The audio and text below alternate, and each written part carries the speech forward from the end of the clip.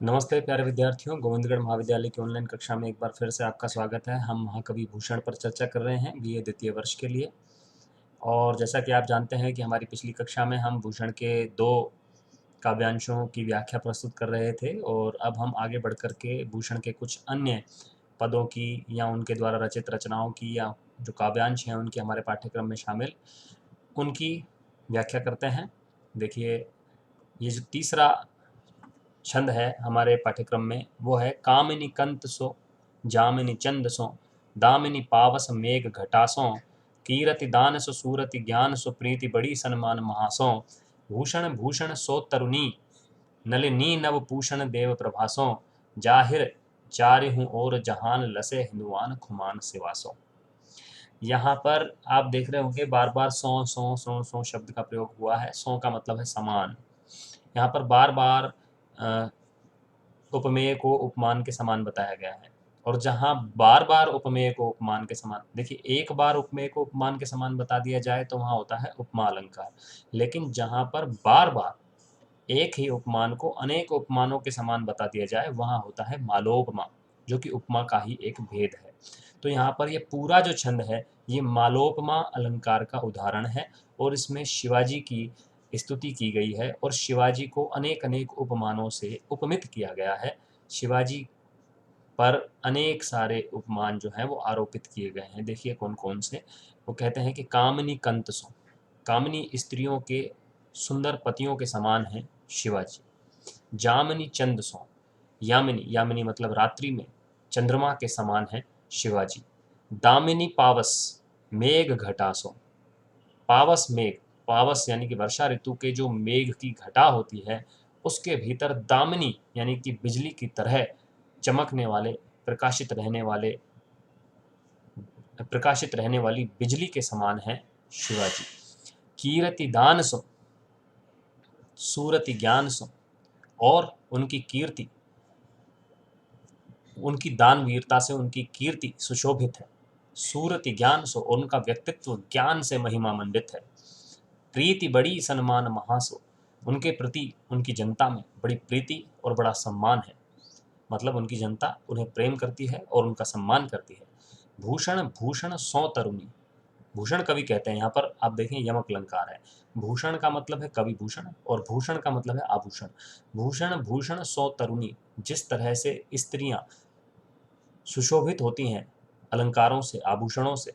नलिनी नव पूषण देव प्रभासों, और नलिनी मतलब कमलिनी, जो कमल के समूह हैं वो नव पूषण, पूषण का तात्पर्य यहाँ सूर्य से है। सुबह के सूर्य, नव पूषण का मतलब है सुबह के सूर्य देवता, देव का मतलब देवता की प्रभा से, प्रभा मतलब प्रकाश से। तो जिस तरह से कमल का समूह आनंदित हो जाता है, खिल जाता है सुबह के सूर्य की रोशनी से। जाहिर चारि हूँ और जहान लसे हिंदुआन खुमान सिवासों, इस तरह से जाहिर है मतलब यह ख्यात है, विख्यात है कि चारि हूँ और जहान, चारों दिशाओं में, इस संसार की चारों दिशाओं में ये विख्यात है कि लसे हिंदुआन, हिंदुस्तान केवल सुशोभित है किससे? खुमान सिवासों, शिवाजी के स्वाभिमान से। शिवाजी के स्वाभिमान से हिंदुस्तान सुशोभित है। लसय का मतलब सुशोभित है। हिंदुस्तान सुशोभित है शिवाजी के स्वाभिमान से। ये बात जगत विख्यात है। जिस तरह से भूषण से स्त्री यानी कि आभूषण से स्त्री सुशोभित होती है और जिस तरह से कमल का समूह सुशोभित होता है सुबह के सूर्य की किरणों से, उसी प्रकार हिंदुस्तान सुशोभित होता है शिवाजी के स्वाभिमान से। तो यहाँ पर बड़े सारे उपमा अलंकारों का प्रयोग करते हुए शिवाजी की स्तुति की गई है, शिवाजी की प्रशंसा की गई है। रीतिकालीन एक विशेषता है आश्रिताताओं की प्रशंसा करना, और उसी विशेषता का प्रयोग यहाँ पर हुआ है। अगले एक छंद की बात करते हैं। एक बार पीछे चलते हैं। कामिनी कंत सो जामिनी चंद सो, कामिनी कंत सो जामिनी चंद सो दामिनी पावस मेघ घटासों। यहाँ पर भी मत गैन या मालती सवैया है, तो आप ये बात ध्यान रखेंगे जब हम विशेष लिखते हैं व्याख्या खंड में। अब हम अगले छंद पर चलते हैं जो कि चौथा छंद है। पूरब के उत्तर के प्रबल पछाहू के, यहाँ पर कवित्त सवैया है, कवित्त छंद है।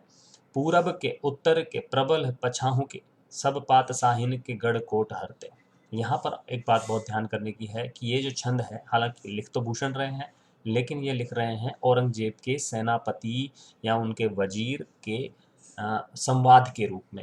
यहाँ पर संवाद हो रहा है, जो औरंगजेब का वजीर है वह संवाद कर रहा है औरंगजेब से, औरंगजेब को वह बता रहा है, अपनी पीड़ा बता रहा है, शिवाजी के शौर्य के बारे में, शिवाजी के वीरता और साहस के बारे में बता रहा है। और वो बता रहा है, यहाँ पर औरंगजेब का वजीर औरंगजेब से कहता है कि सुनो औरंगजेब, पूरब के, उत्तर के, प्रबल पछाहू के, सब पात साहिन के गढ़ कोट हरते। जो शिवाजी हैं वो इतने वीर हैं, इतने साहसी हैं, इतनी शूरवीरता उनमें भरी हुई है कि उन्होंने पूर्व के, उत्तर के और प्रबल पश्चिम के, पश्चिम को प्रबल कहा गया है क्योंकि उस समय वहाँ पश्चिम जो दिशा थी उसमें राजपूतों का राज था, तो प्रबल पछाहू के, सब पात साहिन के गढ़ कोट हरते।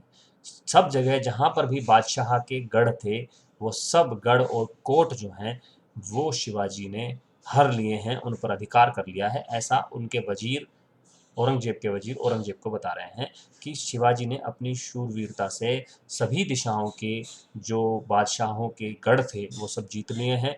भूषण कहे यो अब रंग सौ, अब रंग मतलब औरंगजेब, सौ वजीर जीत जीवे को पुरत गाल सागर उतरते। भूषण कहते हैं कि शिवाजी इतने वीर हैं कि यदि उन्हें रोका नहीं गया, हे औरंगजेब सुनो, मैं तुम्हारा वजीर तुम्हें बताता हूँ कि यदि शिवाजी को रोका नहीं गया तो जीत जीबे को पुर्तगाल सागर उतरते, तो वो सागर में उतर करके पुर्तगाल तक को भी जीत सकता है।